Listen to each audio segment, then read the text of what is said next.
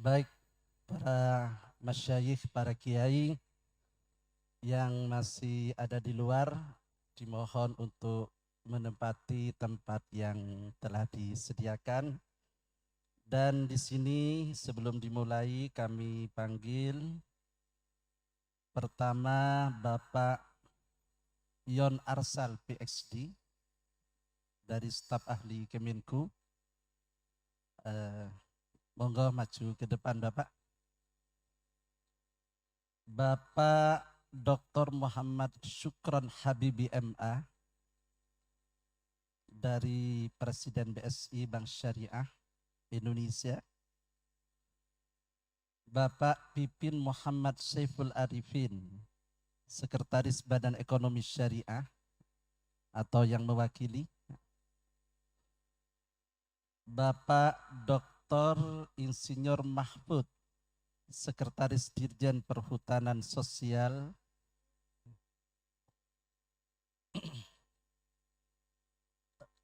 Bapak Pipin nggak ada ya? Oh iya, Bapak Pipin ya. Pak Mahfud, oh ya, ya terima kasih. Baik.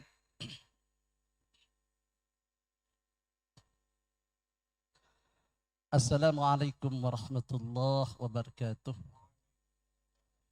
Bismillahirrahmanirrahim. Alhamdulillahirabbil alamin. Wassalatu wassalamu ala asyrafil anbiya wal mursalin Sayyidina Muhammadin wa ala alihi wa sahbihi ajma'in. Amma ba'du. Fadilatul mukarramin, para kiai, para pengasuh pondok pesantren, wabil khusus di sini hadir Bapak Kiai Haji Masdar Farid Mas'udi, Bapak Kiai Haji Miftah Faqih dari PBNU, Bapak Kiai Haji Dr. Abun Bunyamin, pengasuh pesantren, Ketua P3M Kiai Haji Sarmidi Husna, dan Ibu Nyai Hajah Dr. Iva Faiza Rahmah, serta para pengasuh pondok pesantren seluruh Indonesia yang hadir di acara halaqah ini.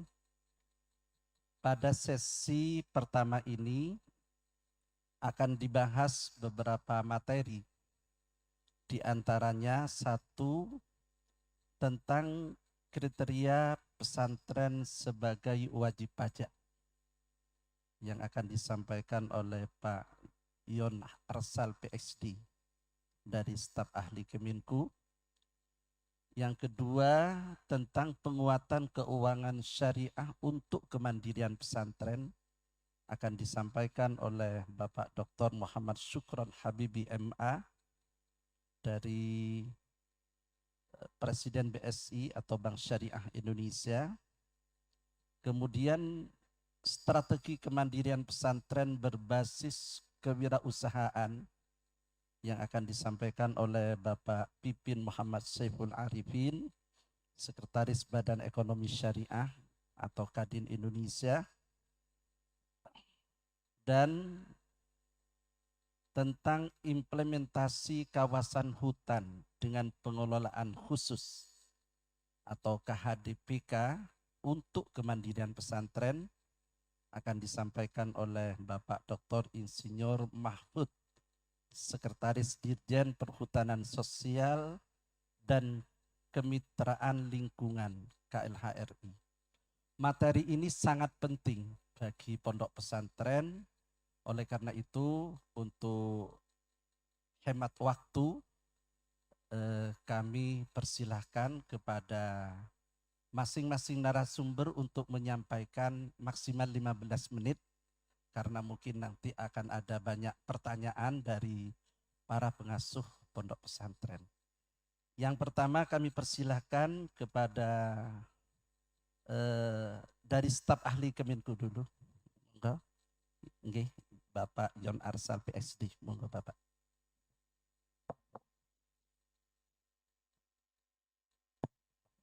Assalamualaikum warahmatullahi wabarakatuh. Yang kami hormati dan muliakan tentunya para pimpinan pesantren, yang para kiai yang hadir pada kesempatan diskusi kita kali ini. Perkenankan kami atas nama Dirjen Pajak untuk menyampaikan beberapa hal terkait dengan tadi disampaikan kewajiban perpajakan lah ya. Apakah sebenarnya pesantren itu subjek pajak nggak sebenarnya begitu ya? Kalau subjek pajak, ada nggak pajak yang harus dibayar? Pajak apa sih yang harus kita bayar? Karena waktunya cuma 15 menit Pak, jadi mungkin kami coba usahakan sesingkat mungkin. Ada beberapa hal yang sudah kami siapkan, barangkali beberapa slide singkat, ya silakan. Nah sebelum kita masuk kepada materi sebenarnya apakah pesantren itu kewajiban pajaknya seperti apa Bapak Ibu. Jadi mungkin kita perlu mengingat kembali nih ya. Sebenarnya apa sih peranan pajak itu dalam pembangunan kita gitu. Kalau kita lihat di APBN kita tahun 2022 kemarin, itu jumlah belanja pemerintah itu kurang lebih sekitar 3.100 triliun, tepatnya 3.096,3 triliun. Nah belanja ini tentu harus didukung oleh penerimaan. Sisanya tentu ada pembiayaan, bahasanya hutang pemerintah. Tapi intinya sebagian besar akan kita tutupi melalui pendapatan dalam negeri pemerintah. Jadi kita perlu kurang lebih 3.096 triliun. Dari 3.096 triliun ini ditutupi dari mana? Pendapatan negara yang kita kumpulkan itu 2.635 triliun. Itu berasal dari Bapak Ibu, dari pajak dan pendapatan non pajak. Nah, pendapatan pajak sendiri dari 2.635 triliun itu jumlahnya 2.034 triliun. Jadi pajak itu kalau kita lihat dari konteks ini artinya seluruh belanja pemerintah tadi yang jumlahnya 3.000 triliun itu sekitar 70%, 60% itu dibayar dari pajak yang kita kumpulkan. Ya dari masyarakat, dari orang pribadi, dari para usahawan, dari orang luar negeri juga yang usaha di sini dan seterusnya. Nah, pajak ini sendiri itu ada dua Bapak Ibu ya. Jadi yang saya bahas hari ini adalah pajak yang dikumpulkan oleh pemerintah pusat. Jadi ada lagi nih pajak-pajak yang dikumpulkan oleh pemerintah daerah. Pajak yang menjadi tanggung jawab atau kewenangan pemerintah pusat adalah pajak-pajak seperti pajak penghasilan, pajak pertambahan nilai, pajak-pajak kecil-kecil seperti misalnya bea materai, kemudian PBB, tetapi khusus hanya PBB untuk pertambangan, perkebunan, dan perhutanan. Nah sebaliknya atau di sisi lain ada juga pajak-pajak yang menjadi kewenangannya pemerintah daerah. Dan ini yang mungkin lebih sering Bapak Ibu hadapi. Dan ini sejak tahun 2014 yang lalu sudah seluruhnya kita serahkan ke Pemda. Menjadi kewenangan Pemda. Apa aja itu pajak-pajak terkait Pemda? Termasuk di dalamnya PBB, PBB bangunan, tanah itu menjadi kewenangan Pemda. BPHTB, pajak kendaraan bermotor, pajak hiburan. Jadi seluruh aturan-aturannya dan tata cara pelaksanaannya diatur dengan peraturan daerah masing-masing. Yang bisa saja bisa berbeda. Jadi mungkin Bapak Ibu karena datang dari pesantren seluruh Indonesia, kalau cerita dengan rekan-rekan kiai di sebelahnya bisa saja pengalamannya berbeda Bapak Ibu. Kok di tempat saya PBB nggak bayar ya? Kok di tempat saya PBB-nya lebih kecil? Ya bisa saja terjadi karena tergantung kebijakan dari pemerintah daerahnya masing-masing. Jadi gitu ya Bapak Ibu ya. Yang kami di kantor pusat atau di pemerintah pusat hanya mengumpulkan kewenangannya sebatas tanda kutip tadi. Pajak penghasilan, pajak pertambahan nilai, dan beberapa jenis pajak yang lain, serta tentu pajak-pajak terkait dengan kepabeanan dan cukai. Jadi kalau kiai kan merokok biasanya ya. Nah itu kami berterima kasih karena mendukung penerimaan negara. Terima kasih Bapak-Bapak Kiai. Nah, kemudian sip ya. Kontribusi terbesar itu salah satunya Bapak Ibu itu dari rokok ya. Yang kedua kita juga sampaikan next slide. Kemana aja nih duit yang 3.000 triliun tadi itu.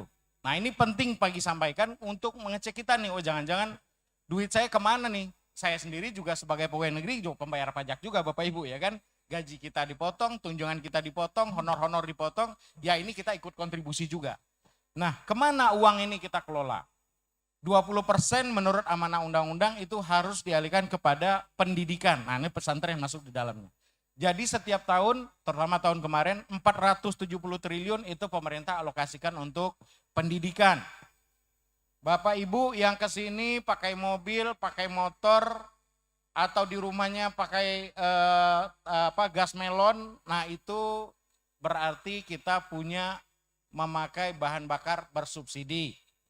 Kalau bahan bakar bersubsidi, pemerintah juga mensubsidi. Setahun itu tahun 2002 kemarin karena saking tingginya harga bahan bakar, pemerintah mengeluarkan hampir 560 triliun, tepatnya 551 triliun untuk subsidi kompensasi termasuk pupuk, bahan bakar, listrik. Nah kalau listrik kita di bawah 900 watt di rumah ada yang masih pakai untuk seluruh masyarakat, itu ada subsidi pemerintah di dalamnya. 176 triliun itu kita gunakan untuk kesehatan. Puskesmas, melayani masyarakat, BPJS, semua ditanggung oleh pemerintah yang untuk masyarakat berpenghasilan menengah ke bawah atau masyarakat berpenghasilan di bawah. Kemudian untuk perlindungan sosial, ada BLT dan sebagainya, itu kita keluarkan kurang lebih 461 triliun setiap tahun. Dan ada untuk belanja-belanja modal, infrastruktur dan sebagainya 236 triliun. Jadi dari 3.000 triliun tadi Bapak Ibu, ada yang dikeluarkan lewat pemerintah pusat, ada yang dikeluarkan oleh pemerintah daerah. Nah yang dikeluarkan pemerintah pusat tadi termasuk untuk bayaran tadi tuh, subsidi, pendidikan, kesehatan. Daerah juga sama. Nah kalau kita lihat di next slide, nah ini beberapa contoh yang kita gunakan. Nah, tapi nanti slide-nya saya tinggal nanti kalau bisa ini. Ini termasuk misalnya, next slide. Nah ini ya ini. Anggaran pendidikan, nanti kan kita juga ada beasiswa yang kita berikan. Sebagai contoh misalnya tahun 2022 yang lalu. Untuk LPDP itu kita berikan 20 triliun. Kemana nih beasiswa LPDP kita berikan? Itu tahun kemarin ada sekitar 5.664 mahasiswa Indonesia berprestasi yang diberikan beasiswa untuk menempuh pendidikan.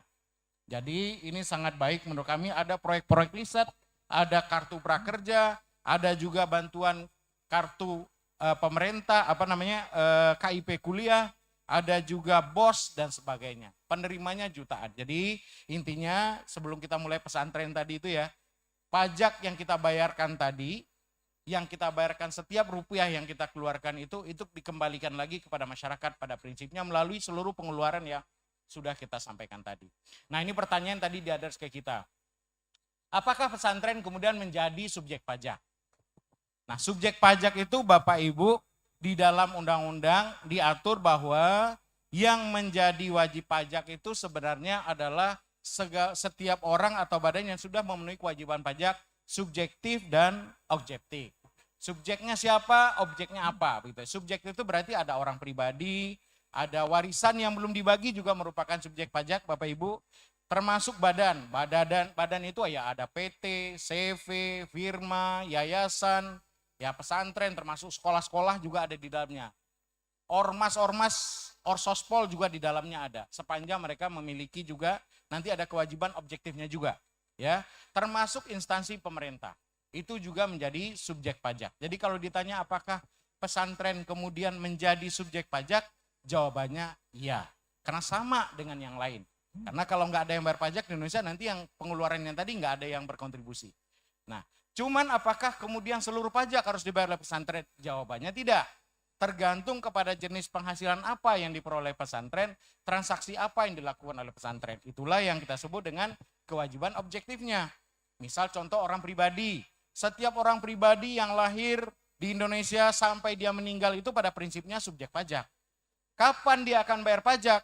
Dia akan bayar pajak kalau penghasilannya sudah di atas penghasilan tidak kena pajak. Yang jumlahnya kalau saya single, yaitu kurang lebih penghasilan 54 juta per tahun. Jadi kalau penghasilan saya, Bapak Ibu, ada orang lahir dan sampai meninggal di Indonesia begitu ya, penghasilannya di bawah 50 juta per tahun, 54 juta, dia subjektifnya ada tapi secara objek dia nggak punya. Berarti dia nggak akan bayar pajak di Indonesia. Contoh lain UKM. UKM subjek pajak bukan? Iya. Semua UKM mulai dari yang kecil sampai yang besar itu subjek pajak. Tapi apakah seluruh UKM bayar PPh? Ya enggak juga. Undang-undang kita menegaskan subjek UKM kalau penghasilannya tidak lebih dari 500 juta setahun itu juga tidak perlu bayar pajak. Bayar pajaknya juga tarifnya kecil cuma 0,5%. Jadi Bapak Ibu, kenapa ini dibuka adalah karena ini membuat partisipasi masyarakat untuk berkontribusi kepada negara melalui pembayaran pajak. Tetapi sekali lagi ya, subjektif ada objeknya. Jadi tidak seluruh jenis penghasilan kita akan bayar pajak, ada ketentuan-ketentuan yang melekat di dalamnya. Nah, sebagai subjek pajak pesantren, nah ini pesantren nih, apa saja yang harus kita lakukan sebagai pesantren? Contoh next slide. Nah, kita tentu sebagai pesantren kalau kita subjek pajak, kita wajib mendaftarkan diri. Kemudian kita wajib juga melakukan pemotongan dan pemungutan. Kalau kita tentu ada hire guru ya, ada hire guru di sekolah-sekolah yang relatif mungkin ada yang besar, yang kecil. Kalau hire guru, gurunya ini penghasilan cukup besar, kita wajib potong PPh pasal 21 yang bersangkutan. Dan ini bukan menjadi beban pesantren, ini sebenarnya beban dari guru yang bersangkutan. Ini persis sama yang dilakukan oleh seluruh guru-guru yang ada di Indonesia. Sekolah negeri juga sama. Seluruh gurunya juga dipotong PPh pasal 21. Seluruh honornya yang ada diterima juga dipotong PPh di sana. Nah, jadi Bapak Ibu, kita wajib mendaftarkan diri, kemudian kita lakukan pemotongan pemungutan, kemudian kita laporkan SPT. Ada SPT tahunan gitu ya, yang setiap tahun kita laporkan, dan kita wajib atau disarankan membuat pembukuan bagi yang memenuhi kriteria. Nah, kemudian tadi saya sampaikan, tidak seluruh pajak itu kita kenakan untuk pesantren. Untuk PPN misalnya, ada jenis-jenis fasilitas yang kita berikan untuk PPN. Nah, PPN itu kan Bapak Ibu, setiap transaksi kan pada prinsipnya kena PPN. Kita minum, mohon maaf tuh, botol air mineral ada PPN-nya 11%. Barang-barang yang kita beli, kita pakai, beli peci, itu ada PPN di dalamnya 10%. Tapi untuk pesantren, kegiatan keagamaan, ada yang kita kecualikan dari objek PPN.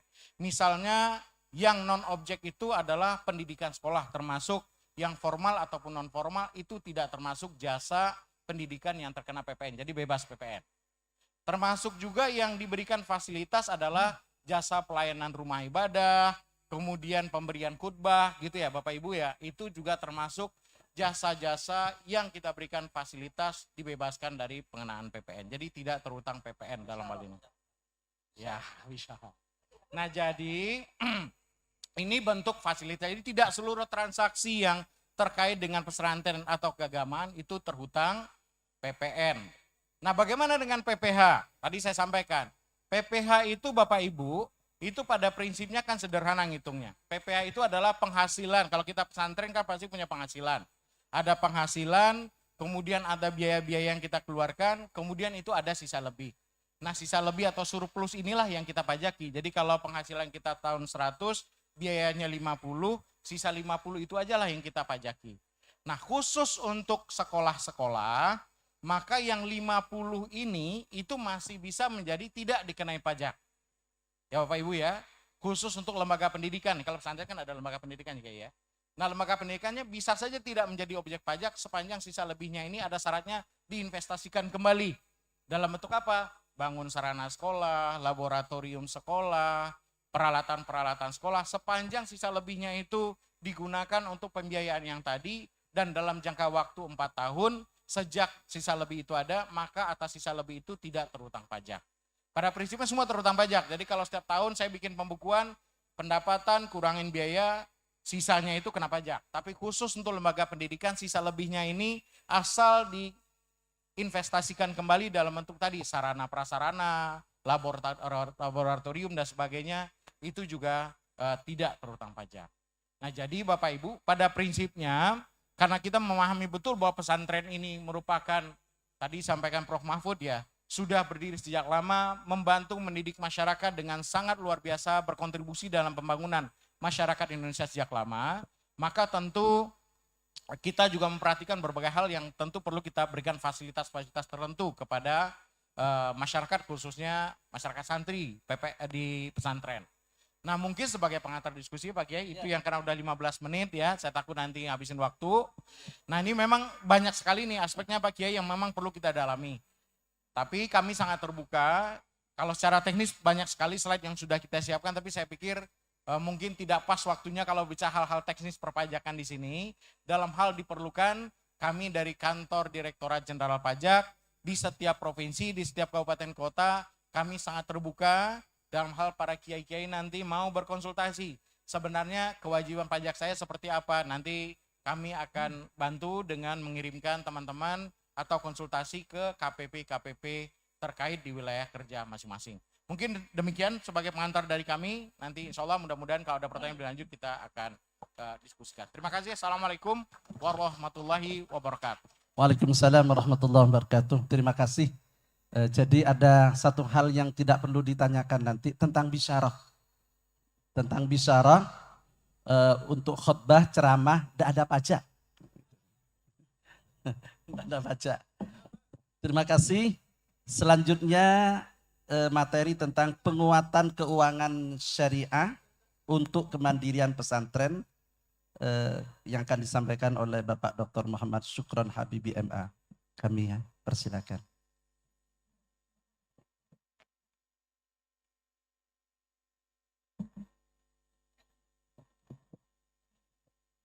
Baik, terima kasih Pak Kiai Misbah. Assalamualaikum warahmatullahi wabarakatuh. Bismillah, alhamdulillah, salatu wassalamu ala rasulillah sayyidina Muhammad ibni Abdillah. La haula wa la quwata illa billah, amma ba'du. Hadratal muhtarumin, ulama al-aizah yang sama-sama kita muliakan, sahibul wilayah, sahibul makan wal makanan, kepada Romo Kiai Haji Abun Bunyamin, kita doakan semoga beliau senantiasa diberikan kesehatan, panjang umur, dan senantiasa membimbing kita semua.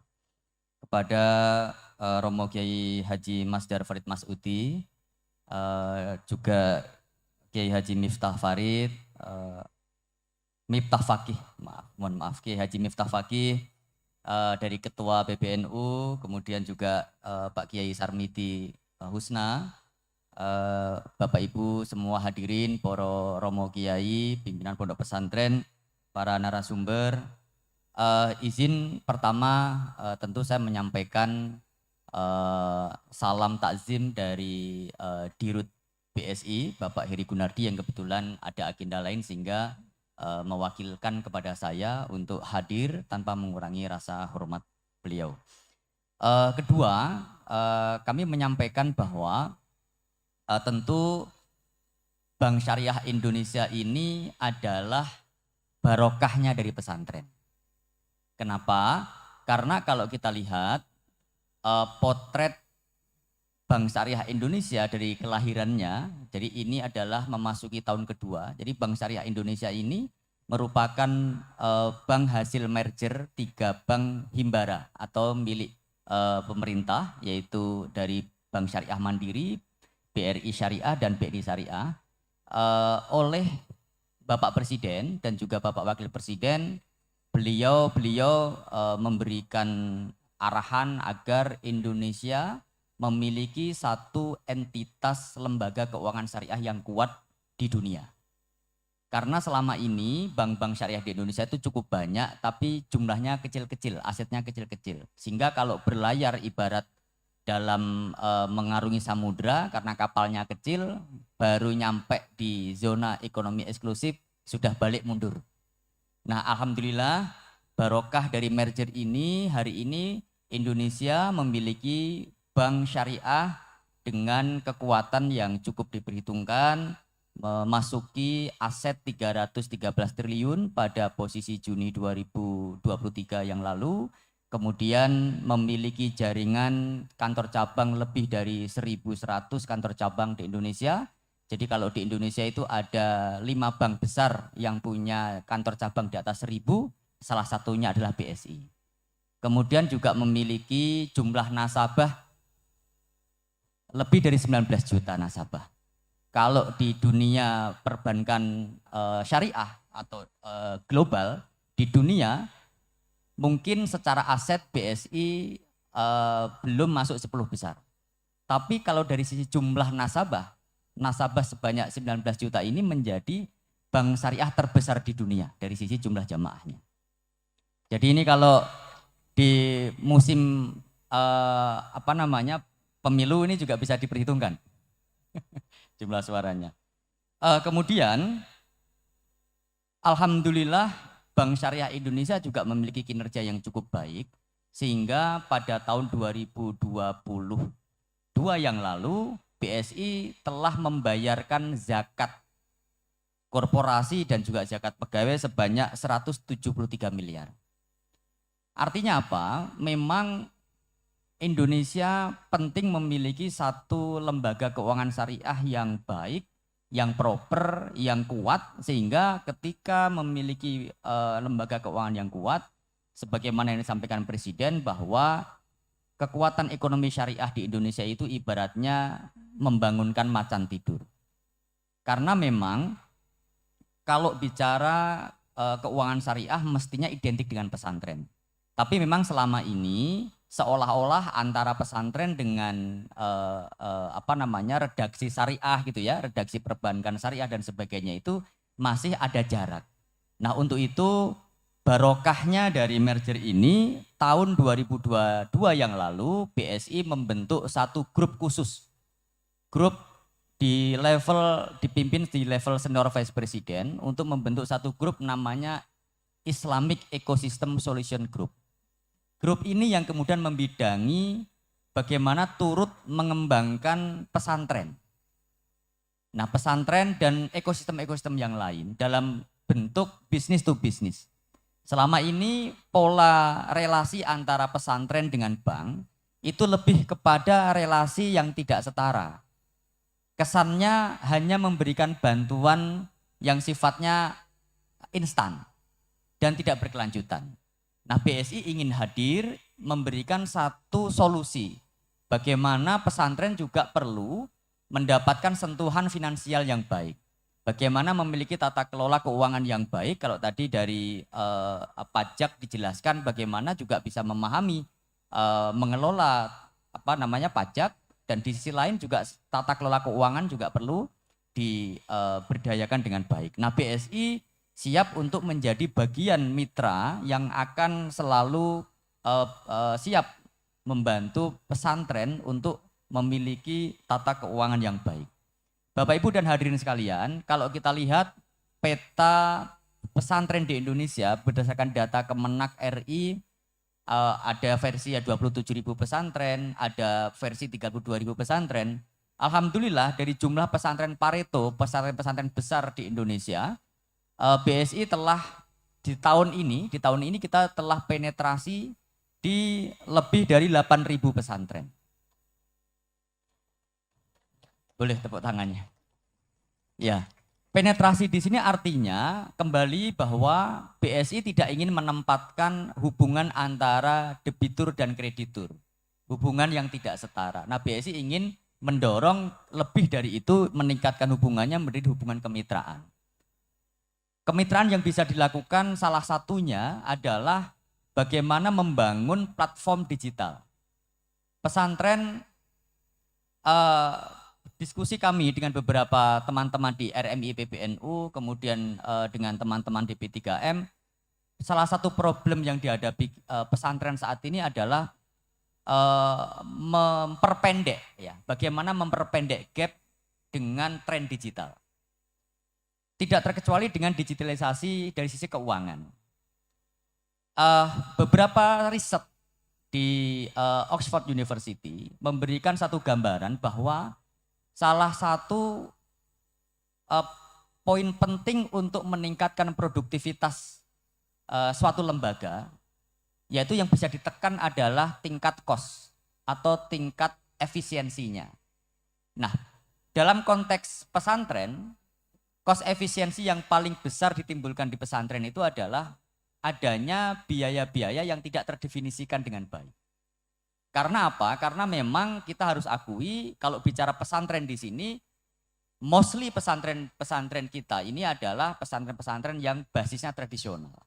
Sehingga penting rasanya BSI hadir untuk turut menjadi bagian penting untuk ikut bersama-sama membangun literasi keuangan kepada pesantren. Nah, BSI memiliki satu platform yang bisa digunakan oleh Bapak Ibu para pimpinan pengasuh pesantren. Nama platformnya adalah Digitren, digitalisasi pesantren. Platform ini akan memudahkan Bapak Ibu, para romo kiai, para nyai, para gus, Pak Yaning untuk mengelola keuangannya secara transparan dan memiliki rumah digital. Sehingga nanti misalnya dari para santri atau dari wali santri yang masuk ke platform Digitrennya BSI, ini nanti bisa termonitor secara real time secara di waktu yang sama akan tercatat dan dananya itu tidak berpotensi untuk keluar tanpa terdefinisi dengan baik.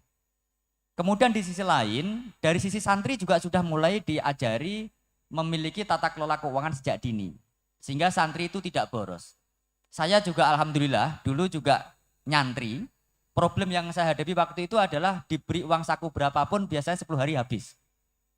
Karena uangnya diterima dengan cash dan santri, karena saya waktu itu SD sudah nyantri, maka jajan SD seorang siswa SD dan SMP itu biasanya ya tidak bisa mengelola sampai dengan akhir bulan. Nah, kami punya platform namanya Kartu Santri yang bisa dimanfaatkan oleh para pondok pesantren. Bentuknya kartu gitu Pak, itu bisa untuk absensi, sehingga nanti manajemen pondok pesantren itu tidak harus memiliki pagar yang tinggi-tinggi, tapi santri itu absensinya bisa dimonitor secara digital. Kartunya kartu santri itu bisa digunakan kartu absensi, kemudian juga bisa digunakan kartu jajan. Itu bisa disetting, misalnya jajannya jatahnya sehari 20.000. Sehingga kalau dikasih uang jajan 1 juta, masih punya simpanan 400.000. Atau disetting lagi 30.000 atau 10.000 itu bisa. Sehingga sehari jajannya itu bisa termonitor dengan baik. Di sisi lain, kami juga siapkan platform yang terhubung dengan wali santri di rumah yang bisa memonitor hafalan santri. Misalnya alfiahnya sudah sampai jamak taksir misalnya. Atau Qur'annya sudah sampai misalnya sudah sampai juz 29 misalnya. Nanti aplikasi itu yang bisa memonitor sehingga para wali santri itu tidak perlu berkhawatir kira-kira anaknya di pondok itu nakal atau tidak nakal. Bahkan jajannya itu bisa terekod jajan apa saja. Nah, ini bagian dari cara kami untuk menjadi membangun kemandirian pesantren dengan cara tata kelola yang lebih rapi. Di sisi lain tentu kita juga ingin melakukan proses pemberdayaan yang lain. Kami punya namanya BSI Smart ya, itu sebagai agen.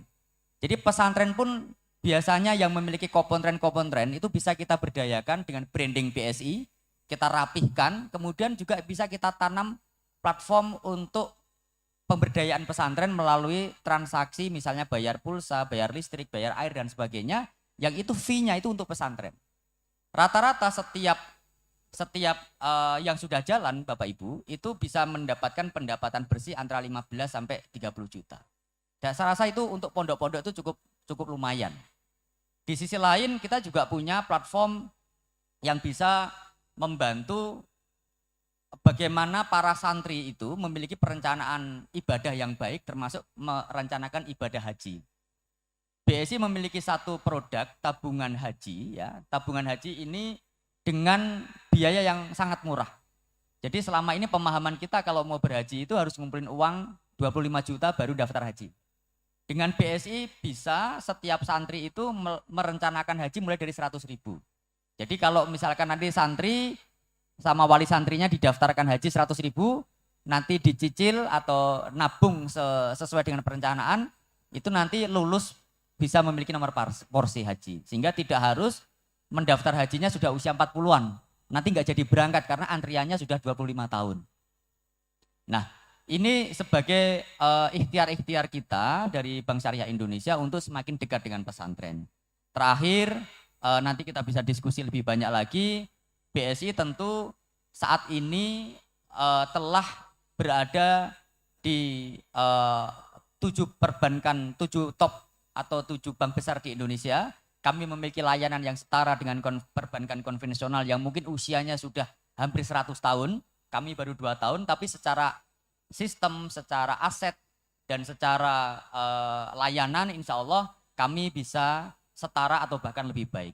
Mudah-mudahan para hadirin, wal hadirat, para romo yai, pimpinan pondok pesantren berkenan untuk nanti kita siapkan padanan cabang-cabang BSI yang tersebar di seluruh Indonesia. Mohon nanti kalau ada tim kami yang silaturahim sowan bisa diterima dengan baik menjadi keluarga besar di pesantren Bapak Ibu sekalian. Demikian yang kami sampaikan. Wallahu muwaffiq ila aqwamit thoriq. Wassalamualaikum warahmatullahi wabarakatuh. Waalaikumsalam warahmatullahi wabarakatuh.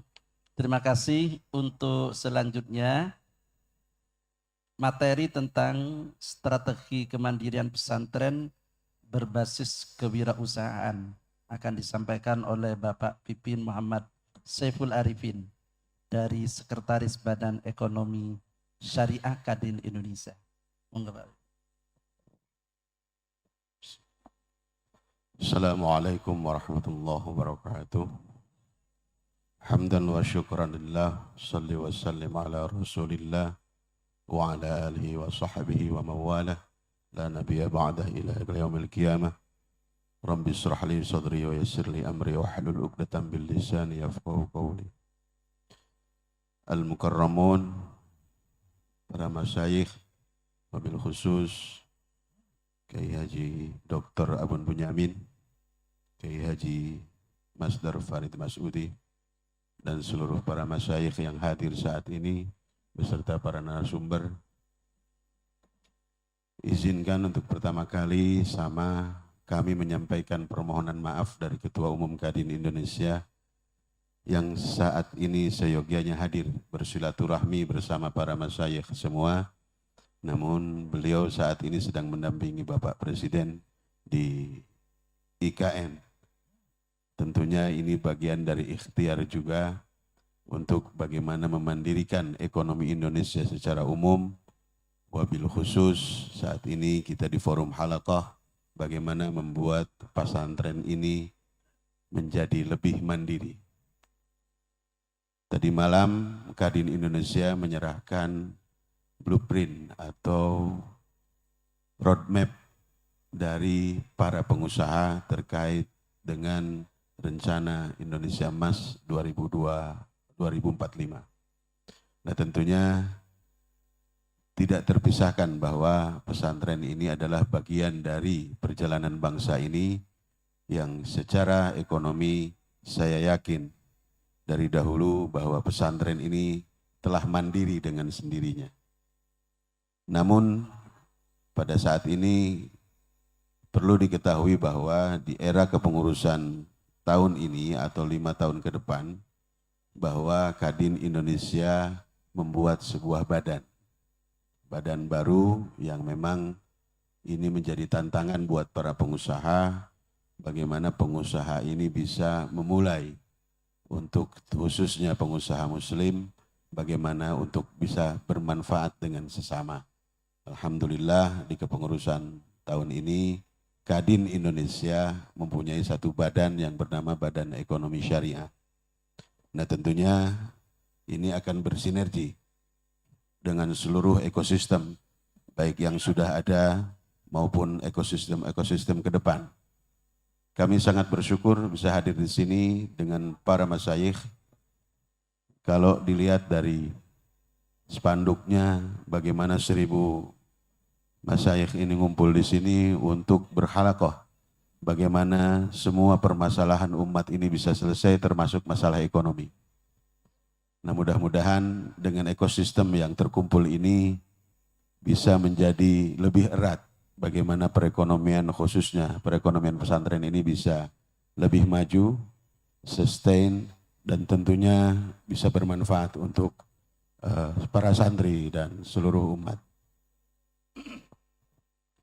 Bapak dan Ibu, para masyayikh yang berbahagia, Kadin telah mencoba untuk membuka dengan beberapa kegiatan bahwa kami siap berkolaborasi dengan pesantren, Pak.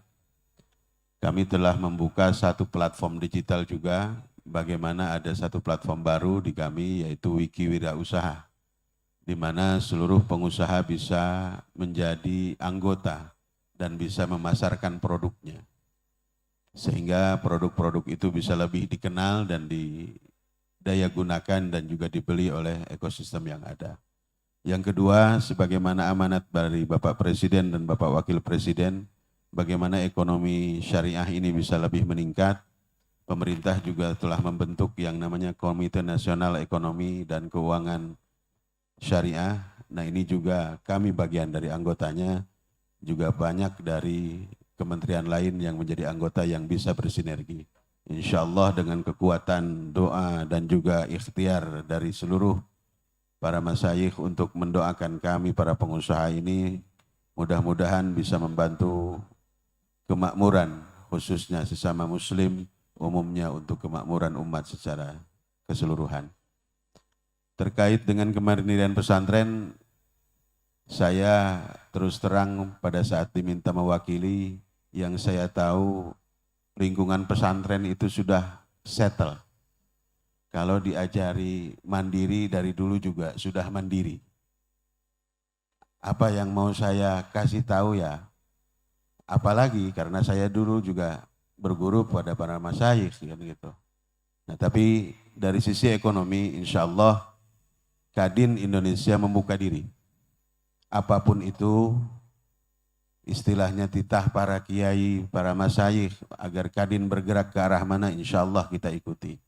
Platform-platform yang telah kami siapkan untuk lebih meningkatkan kemandirian dari para santri, dari para pesantren yang ada di Indonesia ini untuk lebih maju secara ekonomi, insya Allah kami siap berkolaborasi. Apapun itu, dari mulai pelatihan, dari mulai nanti misalnya ada hal-hal yang sifatnya teknis, insya Allah kami bisa membantu bersinergi dengan kementerian lembaga yang ada di Indonesia. Karena secara undang-undang Kadin ini merupakan partner dari pemerintah yang memang menyuarakan aspirasi dari para pengusaha. Terutama saat ini kami banyak mendengar bagaimana pesantren-pesantren ini menumbuhkan dan mengembangkan kegiatan-kegiatan usaha yang insya Allah bisa lebih berkah untuk menjalankan pesantren tersebut. Alhamdulillah hari ini telah hadir BSI yang juga menjadi partner kami dalam mengembangkan literasi ekonomi dan keuangan syariah. Berkali-kali kami kolaborasi dan mudah-mudahan ke depan BSI ini mampu menempatkan diri sebagai investor. Ya Pak ya, investor yang memang secara islami itu investor yang membiayai para pengusaha, terutama pengusaha-pengusaha di pesantren. Kami juga mempunyai beberapa anak asuh istilahnya atau para pengusaha pemula yang kami asuh.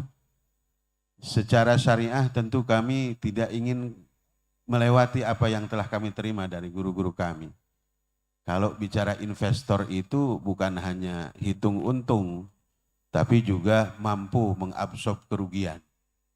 Tatkala investor ini memberi insentifnya kepada pengusaha, tentu investor ini harus sudah mulai berhitung. Kalau bahasa Inggrisnya ini pirugian apa piuntungan kan gitu. Nah pas palebah pirugian kadek gitu. Pas palebah piuntungan teruskan kan gitu. Sebab pada saat kerugian terjadi ya pasti investor itu akan menanggung juga kerugian. Tapi secara hukum Islam ya namanya mempekerjakan orang tentu tanggung jawab ada di investor. Nah mungkin ini yang harus ada dikembangkan di BSI ini sehingga pengusaha-pengusaha pemula khususnya dari para santri yang tadi mungkin sehari-hari hanya belajar ilmu agama, bahasa, alfiyah, imriti dan sebagainya atau Quran, tajwid dan sebagainya. Tapi alhamdulillah dasar itu akan menjadi dasar sebagai pengusaha yang amanah.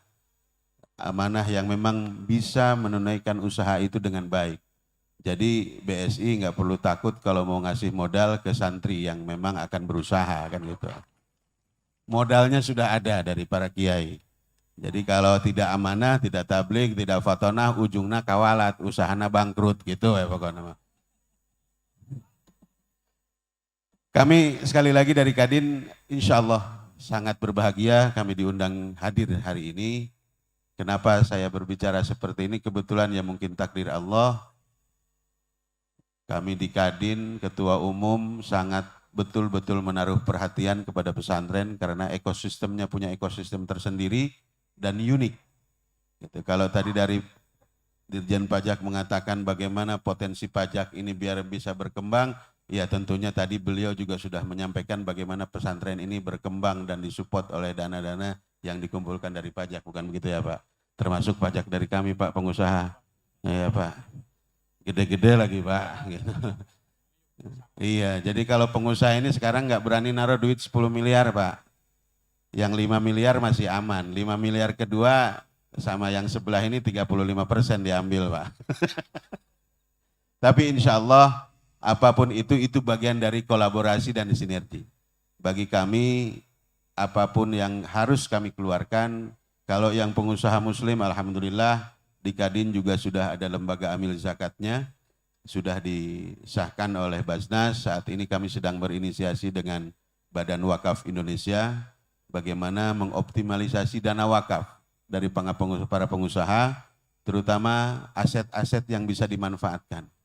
Kami sudah juga mensosialisasikan bagaimana pengusaha-pengusaha yang punya aset tidur itu bisa diwakafkan secara sementara, sehingga hasil dari wakaf yang sementara itu bisa kembali untuk menyemangati para umat ini berkegiatan dalam bidang bisnis. Nah, ini juga masih perlu waktu. Kami di dalam 2 tahun ini terus berkolaborasi. Yang paling utama bagaimana masyarakat ini khususnya yang beragama Islam ini mengenal yang namanya investasi dan berbisnis secara syariah. Dari kami juga para pengusaha, istilahnya ada yang terbuka, ada yang setengah terbuka, ada yang belum mau terbuka. Ada yang sudah mau terbuka, saya mau hijrah, mau berakhir dengan urusan riba. Ada yang setengah terbuka, saya masih pakai riba setengah, Bank BSI setengah, katanya gitu. Nah, ada yang sudah ngumpet, pokoknya saya sudah hijrah tapi saya nggak mau ketahuan. Nah, tapi alhamdulillah dari pola-pola yang disampaikan bahwa pengusaha-pengusaha muslim saat ini terus bersilaturahmi seperti tadi yang disampaikan oleh Al-Mukarram, bahwa silaturahmi ini yang insya Allah akan membuka peluang-peluang bisnis yang baru.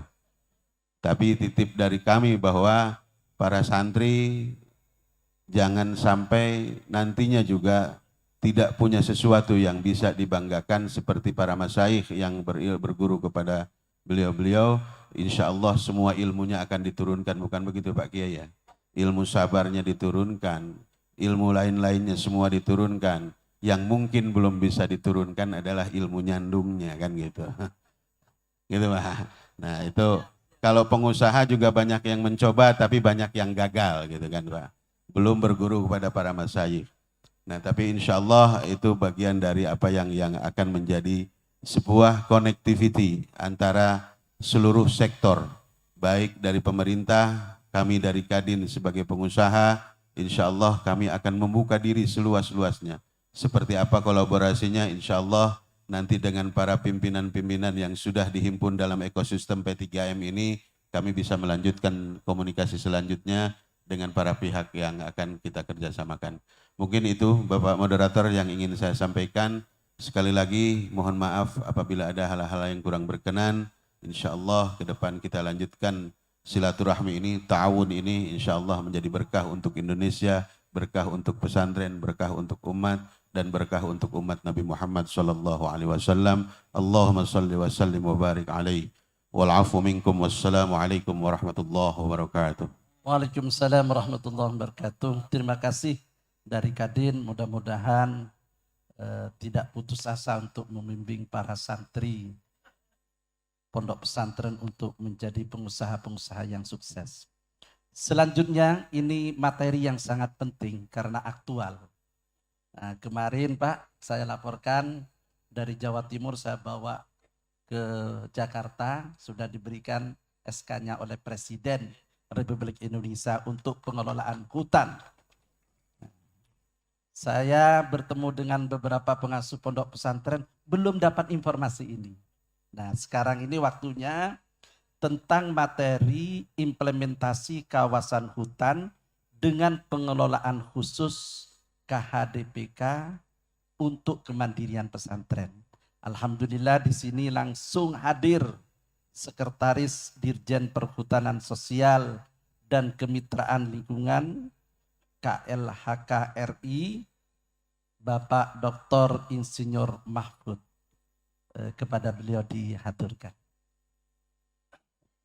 Terima kasih Pak Moderator, Pak Yai Misbah.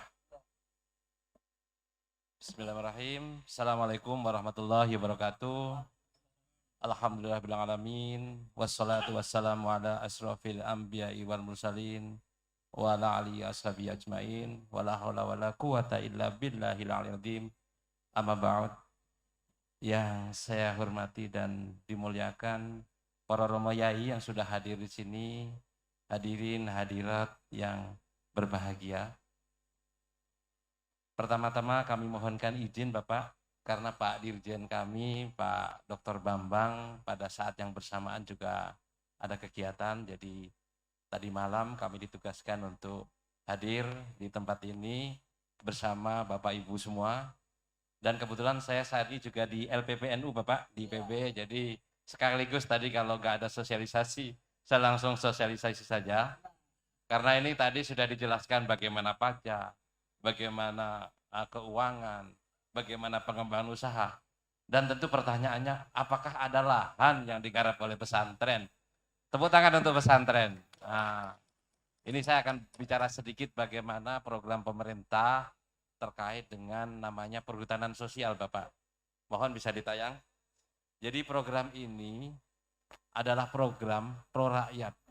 Karena kita melihat, karena ada ketimpangan terkait dengan akses lahan. Kalau dulu lahan itu hanya diberikan kepada pengusaha-pengusaha besar, pemerintah sekarang berpikir, siapa yang memberi rakyat kepada lahan, kepada rakyat ini.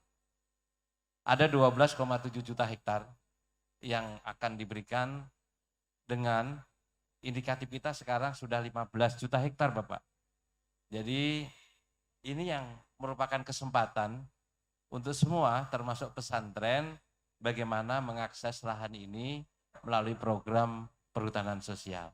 Ya, Bapak Ibu yang saya hormati, jadi perhutanan sosial merupakan salah satu sistem kelola hutan lestari di mana masyarakat setempat diberikan akses kelola untuk mengelola lahan. Bentuknya ada 5, makanya kita selalu ada bilang salam 5 jari. Jadi ada namanya, lagi atas ya Pak, kita tunggu sebentar Bapak.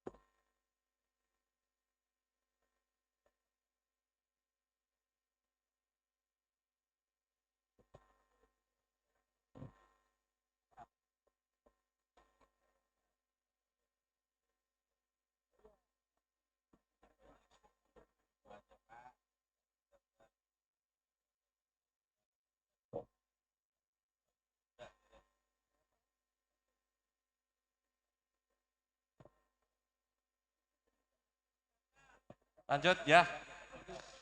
Jadi bahannya bisa ditayang nggak ya, Pak Agus? Ya, bisa ditayang, jadi biar lebih jelas lagi.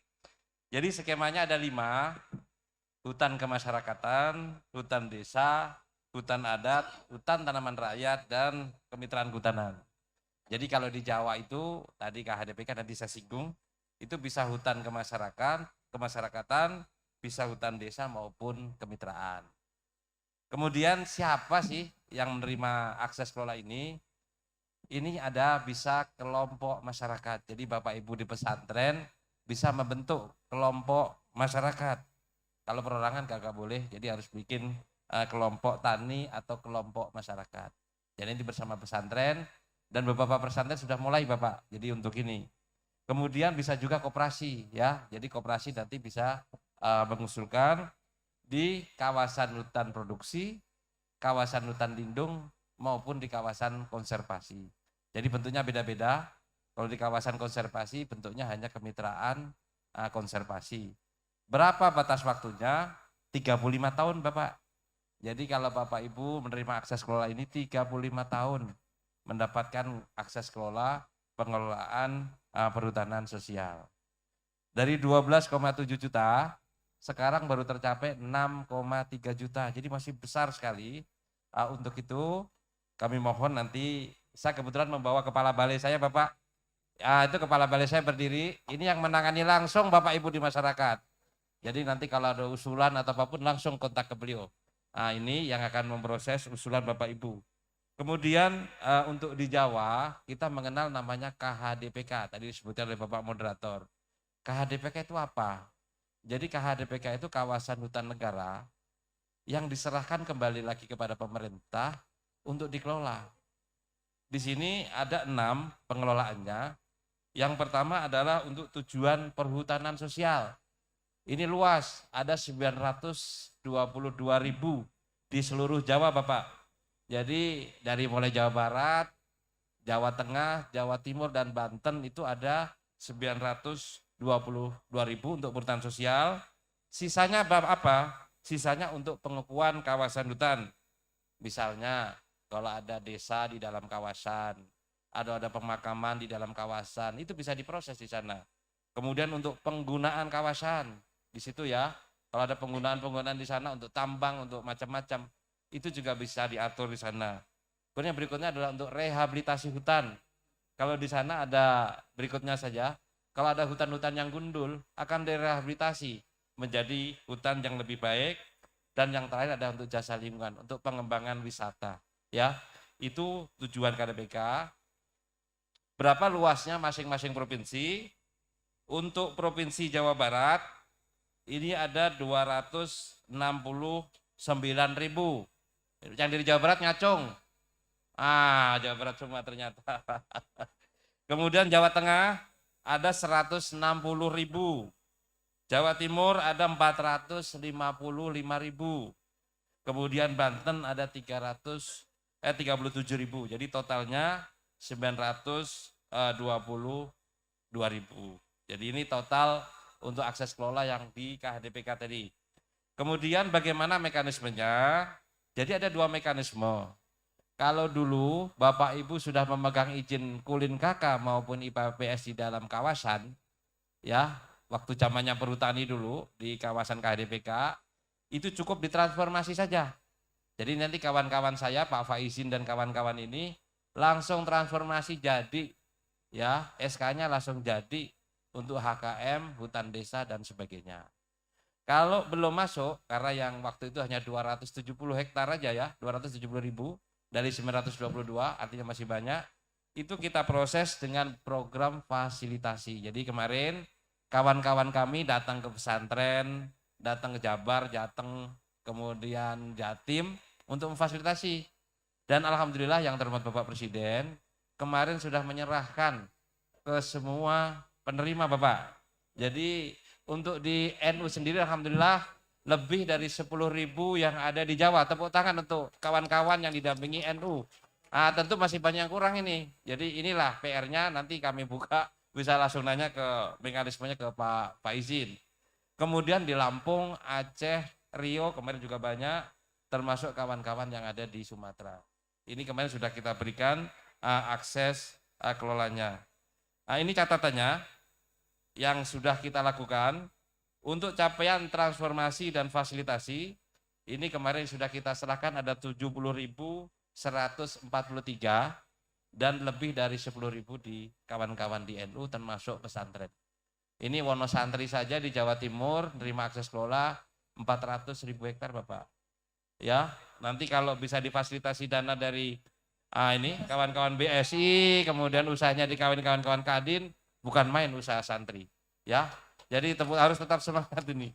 Kemudian di Garut kemarin kelompoknya Pak Ahmad Kosasih. Itu orang NU juga, dampingannya di Garut. Mereka ngembangkan bawang di bawah tegakan, itu dapat sekitar 160 hektar Bapak. Dan yang lain-lain masih banyak. Jadi itu yang nanti Bapak Ibu yang belum, bisa nanti yang ada di dekat hutan, pesantren, bisa dipolakan bagaimana menerima ini. Kemudian saat ini kami juga sudah menerima banyak usulan. Mohon nanti kawan-kawan di Jabar ini, Pak Ayi mana Pak Ayi? Ini Pak Ayi ini Pak. Ini yang langsung fasilitasi Bapak Ibu yang ada di Jawa Barat. Berdiri Pak Ayi. Langsung dikenalin. Ya, nanti ini posisinya di Bogor beliau, nanti akan bantu Bapak Ibu. Kalau Bapak Ibu nanti HP-nya diminta, gimana caranya langsung dibantu oleh Pak Ayi dan Pak Faizin. Kemudian setelah mendapatkan akses kelola mau diapain ini? Tadi dari Kadin cerita tentang pengembangan usaha. Disinilah usaha pesantren masuk. Jadi nanti penerima akses kelola ini akan menyusun namanya RKPS, Rencana Kelola Perhutanan Sosial, ya semacam master plan gitulah. Kemudian di situ membentuk namanya KUPS, Kelompok Usaha Perhutanan Sosial. Jadi nanti kalau usahanya madu, nah kayak di belakang ini, bisa nanti membentuk kelompok usaha HBK namanya. Kalau usahanya wisata, bisa membentuk kelompok usaha wisata. Itu banyak yang mendanai. Untuk tahap awal biasanya kami akan memfasilitasi melalui program Bank Pesona. Jadi kami langsung akan memberikan bantuan 50 juta Pak Faizin ya. 50 juta untuk setiap penerima. Ini untuk nyusun RKPS dan langkah awal nih kawan-kawan. Kemudian nanti yang lain akan menjadi tugas nih Kadin dari dana pendanaan, termasuk kemarin kita punya program dengan Badan Pengelola Dana Lingkungan Hidup memberikan dana bergulir dan hibah Bapak. Jadi misalnya kami coba kemarin di pesantren di Pesuruan untuk dana bergulir misalnya 50 miliar. Pesantren di Lasem di kampung saya itu kita gulirkan dana misalnya 50 miliar untuk pengembangan usaha ini. Saya kira ini kalau bisa didorong akan jauh lebih baik lagi. Kemudian kegiatannya apa? Kegiatan yang pertama adalah penguatan kelembagaan, kemudian pemanfaatan hutannya. Jadi jangan sampai nanti akses yang dikasihkan ini gundul semua. Jadi nanti Bapak Ibu bisa ditanemin dengan pola-pola agroforestry dengan tanaman pertanian, agrosilvopatural dengan ternak dan sebagainya. Jadi itu boleh, ada pola-polanya. Kemudian yang ketiga adalah pengembangan wirausaha. Jadi bagaimana kalau sudah panen, seperti kemarin kawan-kawan di Garut ini panen bawang merah. Ternyata di Brebes itu bawang merahnya dari Garut Bapak. Jadi ini cerita kawan-kawan di Garut. Nah inilah yang akan didorong oleh Kadin, kemudian dari BSI dan sebagainya. Termasuk kemarin ada pengembangan usaha. Sekarang kami kawinkan program perhutanan sosial ini dengan proper. Jadi kalau perusahaan-perusahaan besar ini mau dapat nilai plus, ya propernya bagus, dia harus membantu rakyat melalui program pemberdayaan. Selama 3 tahun dibantu rakyatnya. Kemudian kalau rakyatnya pendapatannya meningkat, dia akan mendapat sertifikat propernya. Kalau enggak dapat. Jadi itu yang kita lakukan. Kemudian yang berikutnya, kita juga punya model-model pengembangan perhutanan sosial. Di Lumajang misalnya kita kembangkan namanya Integrated Area Development. Jadi kalau nanti ada satu pesantren, beberapa pesantren jadi satu, yang satu bisa mengembangkan usaha budidayanya, satu wisatanya, satu jasa air dan sebagainya, itu menjadi satu wilayah Integrated Area Development. Dan itu bisa difasilitasi oleh banyak pihak. Dan ini peran pemerintah daerah, misalnya kalau di Purwakarta tentu Pemda Purwakarta akan mendorong untuk itu. Ada 25 yang akan kita dorong untuk IAD ini di Indonesia dan ini terus berkembang karena ekonominya bukan main untuk masyarakatnya. Kemudian beberapa produk juga sudah dihasilkan oleh petani. Di beberapa pesantren sudah menghasilkan. Kalau di binaannya Gus Nur di Malang itu mereka sudah ekspor kopi ke luar negeri. Kemudian di Wonosontri juga mudah mengembangkan ekspor beberapa komoditasnya. Kemudian apa yang sudah kita berikan? Kemarin ada di Jawa Timur ini ada sekitar 6.800 terus saja. Ini salah satu contoh Wonosantri yang ada di Malang. Jadi mereka kemarin mendapatkan akses kelola hampir 400 hektar. Itu dikembangkan untuk beberapa program pengembangan kopi, wisata dan pertanian terpadu yang dikelola oleh pesantren, kemudian kader-kader NU dan masyarakat. Ini bisa menjadi contoh Bapak Ibu semua untuk mengelola akses kelola ini.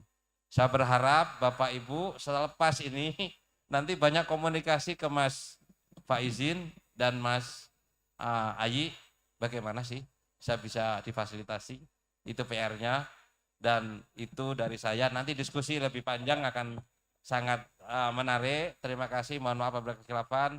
Assalamualaikum warahmatullahi wabarakatuh. Tepuk tangan untuk kita semua. Waalaikumsalam warahmatullahi wabarakatuh. Informasi yang sangat penting. Jadi rugi kalau pengasuh pondok pesantren tidak menangkap informasi ini. Nah, atau tidak menindaklanjuti. Karena ini sudah pas dari yang mau memberi tanah ada, yang mau memberi uang ada, yang mau memberikan jaringan itu sudah ada dari Kadin. Nah, tentang pajak, yocok akeh-akeh gitu. Jangan banyak-banyak pajaknya gitu untuk pesantren kan gitu. Kan enak ini sudah Pak. Nah oleh karena itu saya persilakan yang mau tanya dari samping kiri ya. Dua. Monggo Bapak, silakan. Maju kepada siapa, singkat-singkat ya karena waktu ini. Monggo, nggih. Tolong panitia dikasihkan mic. Nggih. Singkat langsung to the point ya. Karena ini bisnis. Bisnis to bisnis. Ya, itu. Monggo. Assalamualaikum warahmatullahi wabarakatuh. Izin, saya Ahmad Muhaimin dari Ponpes Tarbiyatul Huda Kabupaten Karawang.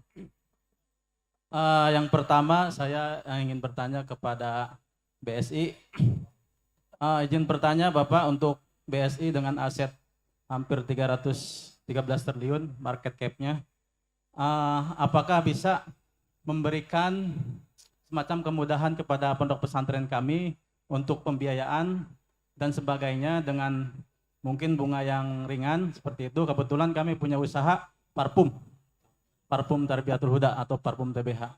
Juga kami ingin bertanya juga kepada Bapak untuk kehutanan yang tadi, untuk wilayah Karawang Pak, kami malah baru dengar gitu, belum ada infonya.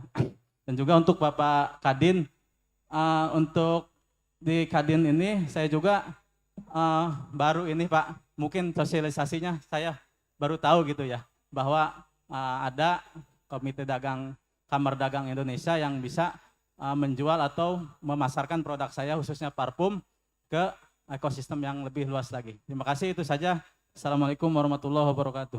Assalamualaikum warahmatullahi. Satunya monggo. Assalamualaikum warahmatullahi wabarakatuh. Nggih, salam. Perkenalkan, saya Haji Asep Nurjaman dari Kabupaten Bandung, Pondok Pesantren Babu Salam. Produknya beras Opop 2019. Halo Opop.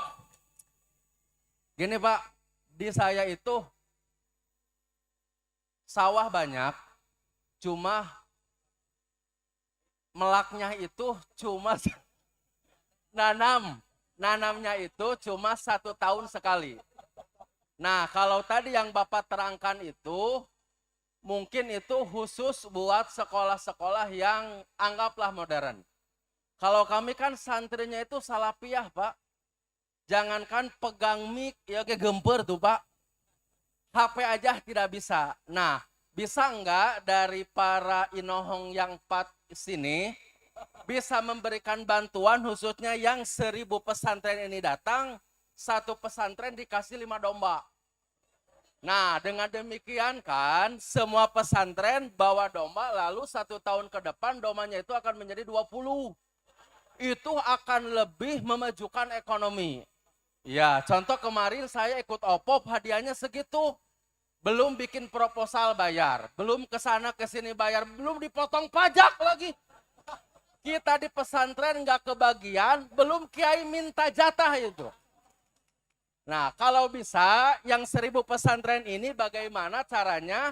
Ada kabar gembira pulang di sini bawa domba 5. Yang 4-nya betina, yang 1-nya jalu.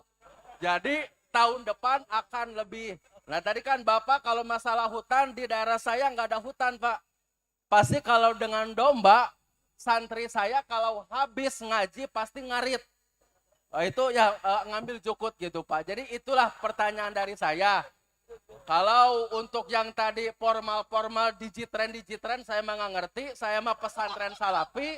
Yang santrinya cuma ada 90, yang taunya ngaji ngalogat, nggak tahu HP, bahkan diharamkan HP di tempat saya. Jadi kalau bisa mohon dikasih bantuan. Gini Pak, saya itu merasa gini ya, sekarang tiap desa itu dikasih bantuan sekitar 40 juta buat kandang domba, sambal domba adu.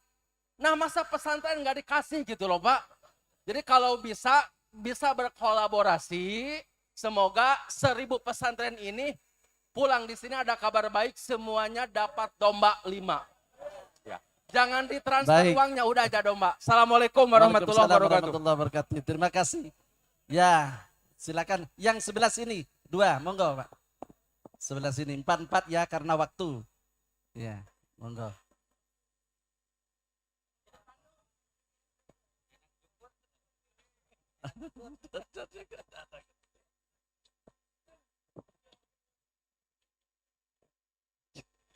Assalamualaikum warahmatullahi wabarakatuh. Kira-kira kayaknya sama dengan Garut itu, tapi saya tambahan. Kia, Bandung. Oh siap. Para inohong-inohong, saya mewakili pesantren anu laletik jika nate. Karena pesantren saya tidak seperti Al-Muhajirin ini. Sebenarnya saya kalau ada Teh Iva saya mau nagih yang dikatain yang udah dicarioskeun wengi di luhur. Teh Iva siap mereplikasi pondok-pondok. Saya tarik nagih tapi Teh Iva teu aya. Karena apa, Pak? Selama ini saya direplikasi oleh lembaga-lembaga bukan pesantren. Indonesia Power, Dewa Eka, Cinta Quran. Mun tiamah bade Teh Iva ngareplikasi pondok pesantren Baitul Zuhri, saya tunggu. Lamun teu datang mau dipilih. Kira-kira gitu. Mudah-mudahan dugi ke Teh Iva. Hatur nuhun Teh Iva kadi anda saguling. Selanjutnya kieu Pak. Saya teh aya kan kalak kedeung deui. Pesantren leutik hayang mandiri. Kira-kira gitu Pak. Ngerti gak Pak? Terus saja, mumpung moderatornya orang Madura. Siap.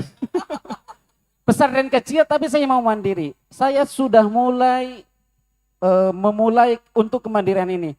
Nu jadi masalah kia, saya gak tahu bertanya kepada siapa, ke Pak Kadin apa Pak Arsa apa, pokoknya jawab kayak.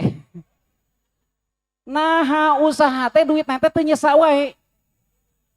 Saya minta untuk dibina manajemen keuangan. Komo ku BSI tadi, komo di modalan tamahan.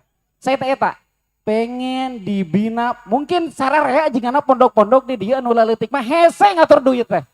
Makanya saya mau pembinaan masalah itu. Insya Allah mak bayar pajak kena mang atur mah insya Allah mau hese. Dan sekarang saya belum bisa bayar pajak. Sebenarnya kalau memang 1 tahun 54 juta insya Allah santri-santri bisa karena memang dari 2 orang itu sudah mampu per bulan di 24 juta. Sekarang ada suntikan dana dari Cinta Quran Jakarta. Insya Allah bulan depan insya Allah di 48 juta. Bayar pajak lamun bisa ngatur duitna. Lamun beak wae mau bayar pajak lagi. Hatur nuhun, hapunten rada kasar para kiai di kampung nuang sampe wae ieu mah. Wassalamualaikum. Wallahu muwaffiq ila thoriq. Assalamualaikum warahmatullahi wabarakatuh. Oke, satunya lagi, silakan. Satu.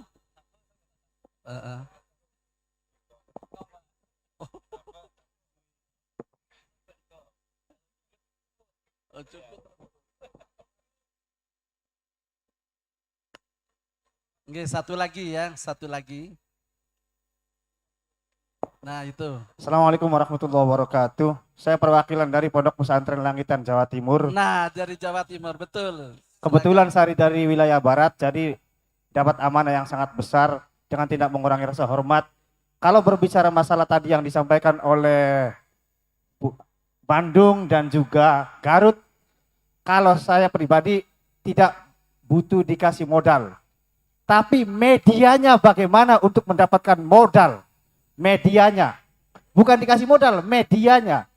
Saya dan teman-teman sudah bekerja sama dari mulai marketplace online melalui Lazada dan juga Shopee. Alhamdulillah hari ini teman-teman santri sudah mandiri tanpa sentuhan dari bantuan luar pesantren. Sangat mandiri bukan? Dan alhamdulillah hari ini pesantren Langitan sudah melalui kesan Langitan yang dinahkodai oleh pengurus kesan pusat yaitu Aqua.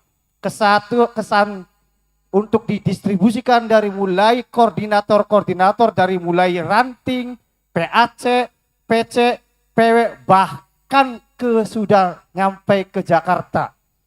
Artinya apa? Yang tadi disampaikan dari 4 pemateri ini, saya minta nanti konfirmasi, khususnya saya minta untuk di wilayah-wilayah yang tertentu, intinya untuk memedia, bekerja sama dari pesantren yang tadinya saya tidak butuh, bukan tidak butuh bantuan, medianya untuk mengeluarkan yang diciptakan oleh pesantren, keluarnya kemana.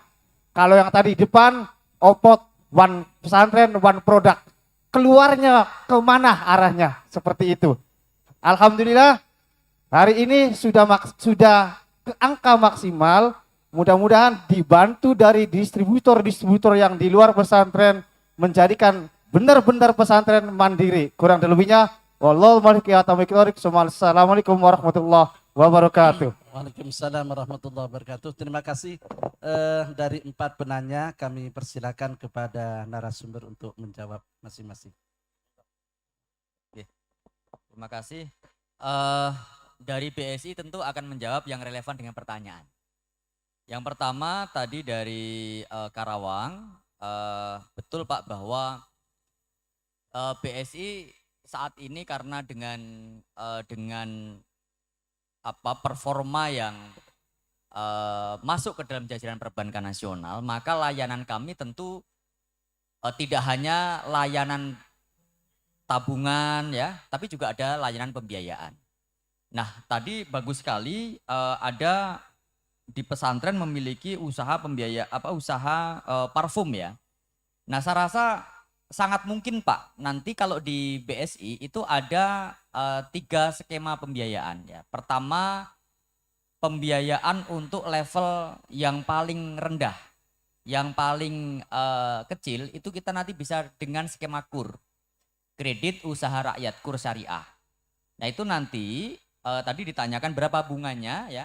Kalau di kredit usaha rakyat KUR ini marginnya sangat ringan, marginnya setahun efektif itu setara dengan 6%. 6% itu kalau dibulanin ya sekitar 0, sekian persen apa enggak terasa. Ini ringan karena dibantu oleh pemerintah. Jadi pembiayaan dengan skema dibantu oleh pemerintah. Nanti kita coba assess karena pembiayaan KUR ini kecil ya. KUR ini mulai dari KUR yang paling dasar itu maksimal 25 juta, nanti naik lagi sampai 50 juta, naik lagi sampai 100 juta, dan naik lagi sampai 500 juta. Jadi ada bertahap di sana. Nanti akan dilakukan asesmen. Nanti kalau sudah besar usahanya, bisa masuk ke kelas menengah. Nanti small medium enterprise, yaitu pembiayaan antara 200 juta sampai dengan 5 miliar. Nanti naik lagi, mudah-mudahan bisa tumbuh lagi sampai 25 miliar, masuk ke komersial, dan bisa masuk ke kelas yang lebih tinggi lagi. Nah nanti Pak Heru, izin nanti tolong dicatat ya. Nanti kita dekatkan dengan cabang Padanan Pak, nanti biar teman-teman BSI merapat untuk tadi nama pondok pesantren tolong dicatat ya Pak Heru ya. Nanti kami akan merapat Pak, mudah-mudahan nanti bisa asesmennya bisa masuk ya. Nanti kita akan siapkan pembiayaan dengan skema yang lebih ringan untuk bagi hasil dan juga marginnya. Kemudian dari Babu Salam mungkin nanti yang karena perdombaan kayaknya bukan saya yang bisa menjawab, tapi prinsipnya begini. Bank Syariah Indonesia ini juga memiliki lembaga kemaslahatan. Nah, lembaga kemaslahatan kita memang karena bank ini juga ibaratnya kalau dibilang besar banget juga masuknya ke bank kelas menengah Pak. Kalau bank kelas menengah berarti mungkin kalau misalnya dibilang 5 bank besar di Indonesia itu kan asetnya di atas 500 triliun sampai dengan 1000 triliun gitu ya. Nah BSI ini asetnya 300 triliun, masuk bank menengah paling atas. Nah tapi kita juga punya lembaga kemaslahatan yang memberikan dana Qardul Hasan. Dana Qardul Hasan itu adalah dana yang sifatnya diberikan dengan pengembalian pokok saja untuk digulirkan kepada entitas lain yang membutuhkan. Nah, konsepnya dana Qardul Hasan itu adalah dana yang dikumpulkan oleh BSI dalam bentuk wakaf, jadi wakaf produktif. Dananya nanti jangan dihabiskan, nanti setelah terentaskan nanti bisa digunakan dengan yang lain. Nah, konsepnya sudah kita gunakan, contohnya di NTB, di Mataram. Kita gulirkan dana sebanyak 1 miliar kalau tidak salah, itu untuk ekonomi berbasis masjid. Jadi jamaah-jamaah masjid di sana yang terjerat rentenir, kita tolong Pak. Kita kasih pembiayaan, ada yang tukang bakso, kita kasih 2 jutaan. Tapi itu nanti dikembalikan tanpa bunga untuk didistribusikan kepada yang lain. Sehingga satu kampung itu targetnya 2 tahun itu sudah terentaskan semuanya. Nah, atau yang ketiga skemanya, kita juga mengumpulkan dan kita mengelola dana ziswaf. Zakat, infak, sodako, wakaf. Tapi saya tidak tahu apakah tadi ajengan dari Babu Salam tadi, apakah termasuk mustahik? Kalau termasuk mustahik dari 8 asnaf, bisa Pak. Kita kasih zakat produktif dalam bentuk domba. Tapi kalau lihat trejengannya tadi itu musyaki itu. Ya, jadi skemanya memungkinkan. Nanti kita coba lihat ya, nanti tolong dicatat Kang Heru. Nanti kalau misalkan memungkinkan perdombaan, barangkali nanti bisa kita ambilkan dari dana kemaslahatan atau dari dana zakat yang terkumpul. Kemudian untuk yang ketiga dari Garut ya, sangat mungkin Pak, BSI tadi yang saya sampaikan di awal bahwa bernasabah, bermitra dengan BSI itu kita tidak ingin hanya sekedar hubungannya itu kayak hubungan apa namanya itu, hubungan antara kreditur dan debitur. Kita tuh ingin punya hubungan yang lebih dari itu. Jadi kita ada program pendampingan Pak. Bahkan saya kasih cerita, kita ada program namanya Talenta Wirausaha BSI. Talenta Wirausaha BSI ini sudah berjalan tahun yang kedua. Tahun pertama kita jaring 5.500 talenta wirausaha baru. Tahun ini kita jaring 7.700 talenta wirausaha baru, di mana ada 4 kategori, yaitu kategori pemula yang baru punya ide mau berbisnis Pak. Biasanya lulusan pondok pesantren, baru mikir mau ngapain. Kemudian yang kedua, kalangan rintisan. Rintisan itu sudah punya usaha, omsetnya itu ya masih 30 jutaan. Kemudian yang ketiga, berdaya. Berdaya itu untuk yang sudah usahanya sudah punya omset besar, tapi ingin tadi bagaimana mengembangkan jaringan, tapi seperti yang di Langitan pengen punya jaringan yang lebih besar lagi. Nah, kemudian yang keempat, khusus namanya Talenta Wirausaha Santri. Untuk khusus tahun ini, kita jaring. Nah, karena ini sudah berjalan prosesnya, sudah dari Januari, sekarang sudah bulan Oktober, mau masuk Oktober, mudah-mudahan nanti alumni Halako ini bisa kita ikutkan di tahun 2024. Nanti dari panitia mohon daftar nama pesantren dan alamatnya bisa dikoordinasikan dengan kami di BSI. Kami akan lacak di kantor-kantor cabang kami terdekat. Tapi ya mohon banknya pakai BSI. Rekeningnya dipindahkan ke BSI dulu. Kita kenalan dulu. Menikah itu kan harus kenal dulu. Ya, kemudian yang terakhir untuk yang lain-lainnya ya. Nanti mungkin sepertinya Kadin akan banyak menjawab terkait jejaring yang lain dan juga dari narasumber yang lain. Terima kasih. Yang ini. Oh iya sedikit. Kalau yang banyak di sana kayaknya. Oh iya. Kadin. Terima kasih Bapak. Jadi saya lihat tadi banyak yang nggak tertarik kepada lahan Pak ya. Pada nggak mau dapat lahan ya? Oh dapat. Jadi saya jawab umum saja. Bantuan itu akan diberikan setelah ya kan mendapatkan akses kelola. Jadi kelompok usahanya dibangun, kelompok perhutanan sosialnya ada. Jadi itu ada akses untuk pendanaan. Kalau belum dapat akses, kalau kami belum bisa mendapatkan bantuan ya. Ini untuk Kerawang, ini alokasinya 15.422 hektar. Nih Kerawang ya, jadi ini informasi Bapak. Tadi yang nanya ya, ada informasi 15.422 hektar.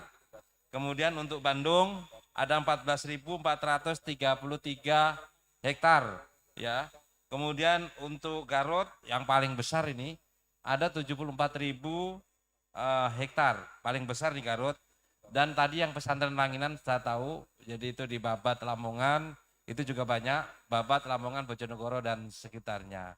Jadi kalau itu sudah nanti mendapatkan akses kelola, persetujuan, seperti beberapa pesantren yang sudah dapat, nanti ada pendampingan untuk menyusun rencana kerjanya, sekaligus kita upayakan ada dana stimulusnya. Saya kira itu bisa diberikan.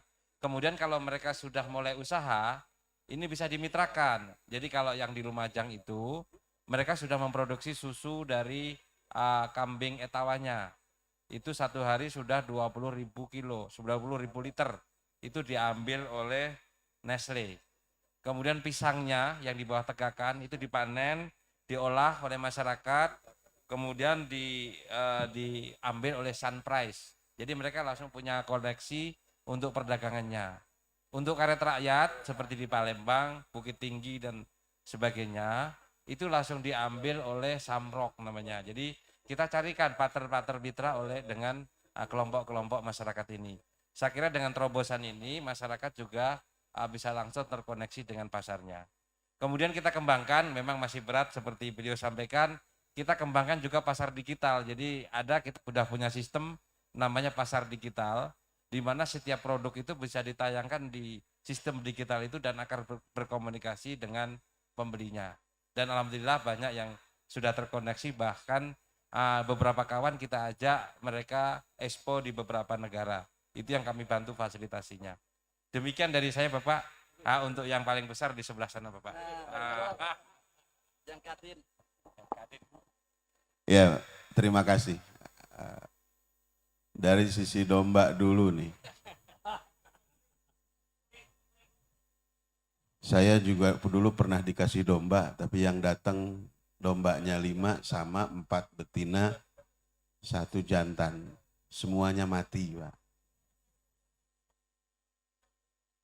Jadi alhamdulillah hari ini kami di Kadin ini tidak melihat dari satu sisi materi.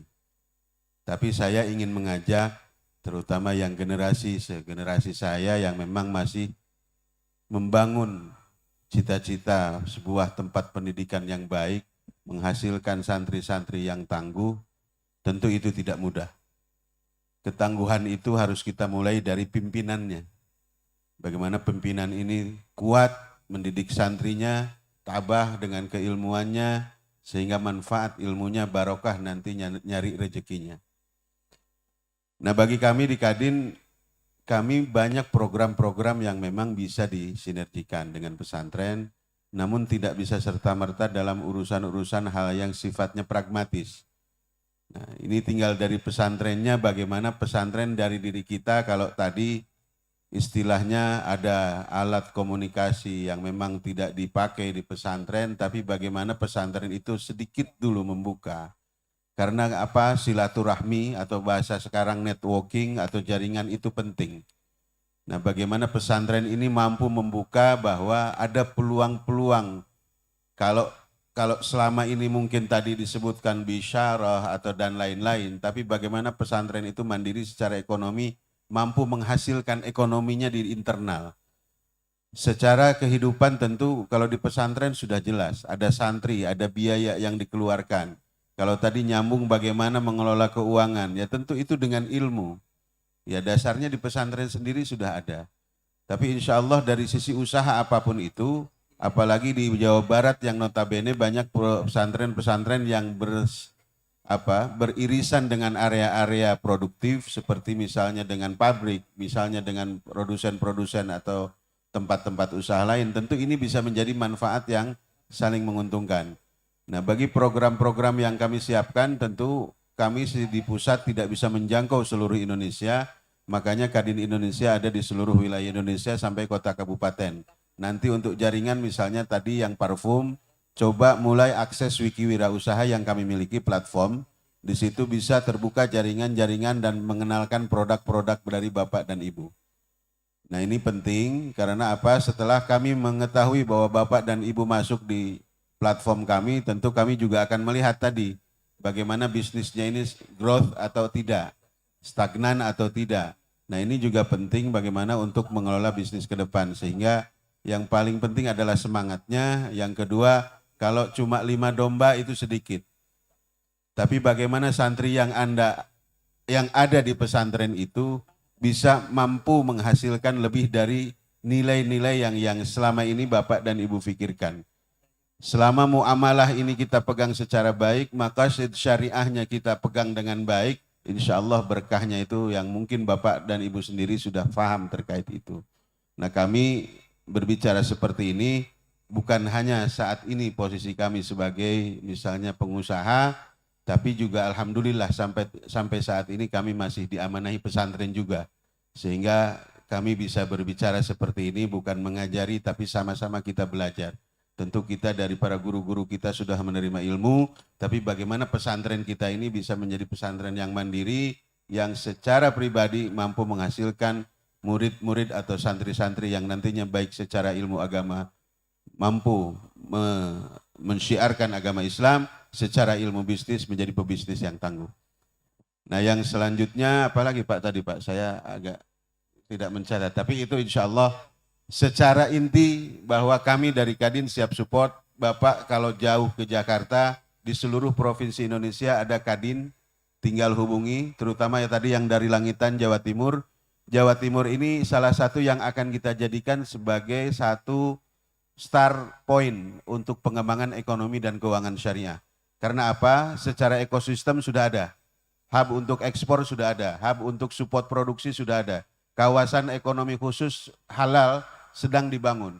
Jadi ekosistem ini yang memang secara siap yang sudah ada di Jawa Timur. Insya Allah mungkin di tahun 2024 kita mulai penetrasi ke Jawa Timur secara utuh untuk mengembangkan produk-produk yang memang bisa disinergikan dengan pesantren. Saat ini di Jawa Timur ada juga program Bank Infak, itu juga bisa dituju. Nanti hubungi ketua umumnya di Jawa Timur, Pak Adi. Insya Allah beliau akan memberikan bantuan, termasuk pelatihan-pelatihan manajerial bisnis. Kadin-kadin di seluruh Indonesia sudah diamanahi untuk berkolaborasi, termasuk memberikan asesmen dan pelatihan terkait bagaimana bisnis itu biar bisa sustain. Jadi bisnis ini bisa terus berlanjut sehingga bermanfaat untuk sekitarnya. Mungkin itu tambahan dari saya. Jika ada yang kurang dan berlebih sekali lagi mohon maaf. Terima kasih. Wa'alaikum minkum. Assalamualaikum warahmatullahi wabarakatuh. Terima kasih. Kalau dari kami kelihatannya satu poin ya, kita di Direktorat Jenderal Pajak Kementerian Keuangan tidak semelulu juga bicara soal pajak nih pakai ya ini. Kita juga punya program pengembangan UKM juga di tempat kita, tapi UKM basisnya. Jadi di setiap kantor pelayanan pajak nih kebetulan ada Bu Erna di sini nih, boleh berdiri Bu Erna, nanti barangkali ini Kakanwil di Jawa Barat. Nah ini KPP kita ada berapa di sini? Ada berapa belas KPP kita? 16 ya. Ada 16 KPP dari Garut, Tasik, Ciamis, nah semua ada, di Bandung juga banyak. Kami juga punya program pengembangan UKM juga sebenarnya Pak. Jadi kita tidak melulu bicara soal pajak gitu. Kita juga bicara bagaimana mengembangkan usaha mikro, kecil dan menengah ini sehingga bisa bahasanya Presiden bisa naik kelas gitu ya. Sehingga tidak terus berada di usaha mikro melulu, naik kelas. Ya pajak itu urusan belakangan lah. Kalau sudah settle tadi urusannya, sudah rapi tata kelola, nanti pajak otomatis kan nanti akan mengikut di belakang. Nah jadi kalau misalnya Bapak Ibu nanti juga ada yang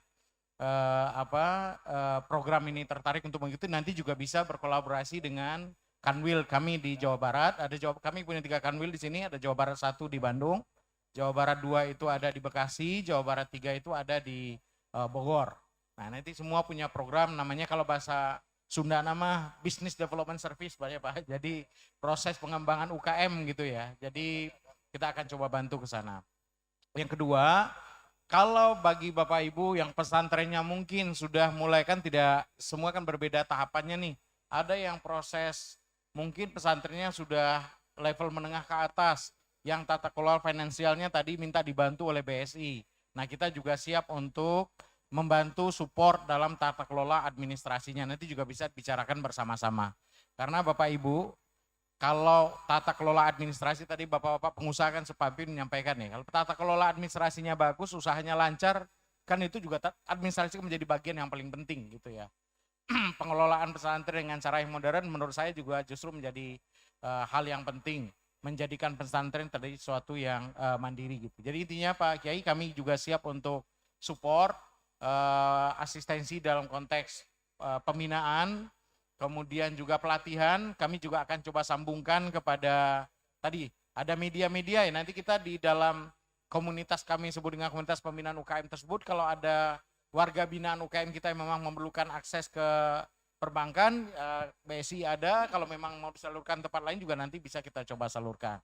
Di dalam komunitas itu biasanya kita kalau ada supplier, kita menghasilkan sesuatu barang, sementara di komunitas kita juga ada yang calon konsumen, ya otomatis sudah bisa langsung bertransaksi. Jadi saling menguntungkan seharusnya menjadi ini komunitas. Demikian Pak Kiai, terima kasih banyak. Terima kasih.